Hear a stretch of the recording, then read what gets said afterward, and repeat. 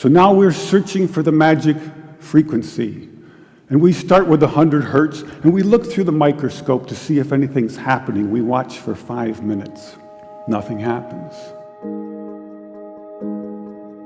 We try hundreds and hundreds of frequencies, if not thousands, until we find the magic combination. Because we believed there just had to be a better way. There had to be a better way. And we think we may have found it. I have here 2 identical tuning forks, both tuned to the note A, the note an orchestra tunes to. These forks are both made to vibrate 440 times per second. We say their frequency is 440 hertz. If I tap this fork, putting little pulses of energy into it, the second fork will also vibrate in sympathy. And if I silence this fork, we just may hear the other singing its tone. We say that I'm inducing a sympathetic resonant vibration in the second fork. It only works because both forks are tuned to the exact same frequency. Now, many of us have seen this very charming young man on the internet who shatters crystal glasses with his powerful voice. But if you watch him carefully, you'll see that first he taps the glass with his finger and listens. The glass sings its natural resonant pitch. Then he takes a deep breath and sings a loud, long note. He induces a resonant vibration in the crystal glass. The vibration grows larger and larger and larger until the glass is shattered. On the other end of the scale, we have a giant bridge made out of concrete and steel, a suspension bridge, the Tacoma Narrows Bridge. Cars and trucks and buses are going over it every day. And unfortunately, where they built this bridge, there was a steady wind blowing across it. And one day this wind induces a small vibration in the bridge, hardly noticeable. But the frequency of the vibration matches the resonant frequency of some part of the bridge. And the vibration gets larger and larger and larger until the bridge collapses into the river below. A destructive resonant frequency. So on one end of the scale, we have a giant concrete and steel bridge destroyed by resonance.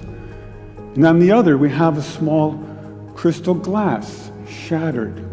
So maybe we could shatter something even smaller, something really small, something you would need a microscope to see. Maybe we could shatter a living microorganism. So maybe we could change a biological living liquid crystal with a special electronic signal. But in order to do that, we would need some kind of device. So we search the US patent database, and we find this invention by a physician, Dr. James Bear of Albuquerque, New Mexico. It's called a resonant frequency therapy device, and its purpose is to induce a resonant vibration in a living organism or cell. If I put in, say, 100 hertz, out will come 100 pulses per second. If I put in 200 hertz, we'll get 200 pulses. So now we're searching for the magic frequency. And we start with 100 hertz, and we look through the microscope to see if anything's happening. We watch for 5 minutes. Nothing happens. So we try 101 hertz. We look through the scope for 5 minutes, and nothing happens. So we try 102, 103, and so on. Over the course of 15 months, we try hundreds and hundreds of frequencies, if not thousands, until we find the magic combination. The answer is you have to have 2 input frequencies, one low, one high, and the higher frequency must be 11 times the lower. It's what we musicians would call the 11th harmonic. And when we add the 11th harmonic, we begin to shatter microorganisms like a crystal glass. These are the first videos taken. We showed these videos to our friends in the biology department. They said they hadn't seen anything quite like it. Seems to be a new phenomenon. These organisms are being shattered by our electronic signals. We now know that cancer is vulnerable between the frequencies of 100,000 hertz and 300,000 hertz. So now we attack leukemia cells.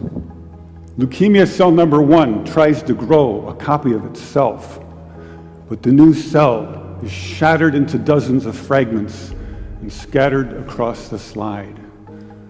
Leukemia cell number 2 then hyperinflates and also dies. Leukemia cell number 3 then tries to make another cancer cell. The new cell is shattered and the original cell dies.